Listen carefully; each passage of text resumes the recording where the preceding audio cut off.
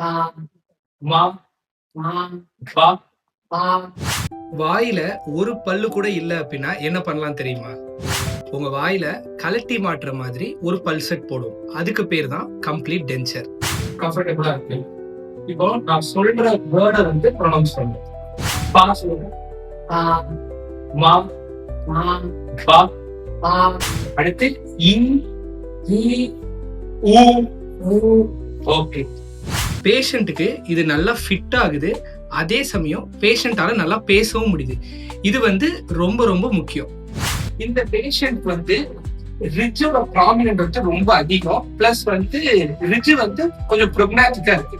இப்படி இருக்க கண்டிஷன்ல வந்து யூசுவலா இந்த வெர்டிகல் டைமென்ஷன் விடின்னு சொல்லுவாங்க. அது வந்து ரொம்ப ரொம்ப கம்மியா இருக்கும். அந்த விடியை வந்து இன்க்ரீஸ் பண்றதுக்கு ஆல்வியோலர் ரிட்ஜை வந்து ரிடக்ஷன் பண்ணும். அப்படி ரிடக்ஷன் பண்ணோம் அப்படின்னா நமக்கு வந்து டீத் மட்டும் வெளியே தெரியும், கம்ஸ் வந்து உள்ள ஹைட் ஆயிரும், ஈஸ்தெட்டிக்ஸ் நல்லா இம்ப்ரூவ் ஆகும். பட் பேஷண்டோட ப்ரையாரிட்டி என்ன அப்படின்னா ஈஸ்தெட்டிக் இல்ல. பேஷண்டோட ப்ரையாரிட்டி என்ன அப்படின்னா டென்ச்சரை குயிக்கா டெலிவர் பண்ணும். ஸோ எக்ஸாக்ட்லி 2 வீக்ஸ் முன்னாடி 18 ஹோப்லெஸ் டீத் இருந்துச்சு. இந்த 18 டூத்தையும் எக்ஸ்ட்ராக்ட் பண்ணேன். 2 வீக்ஸ் வந்து ஹீலிங் டைம் கொடுத்தேன். இந்த 2 வீக்ஸ் கழிச்சு அவங்களுக்கு என்ன வீடி இருந்துச்சோ அந்த சேம் வீடியில நாங்க டென்ச்சரை டெலிவர் பண்ணோம்.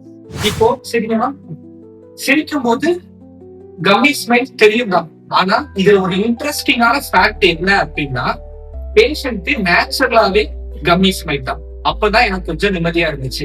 இது வந்து பேஷண்டோட நேச்சுரல் அனாட்டமிக்கும் எக்ஸ்பெக்டேஷனுக்கும் சூட்டான ட்ரீட்மெண்ட். ஸோ டென்டிஸ்ட்ரியில வந்து ஈஸ்தெட்டிக்ஸ் மட்டும் முக்கியம் இல்லை.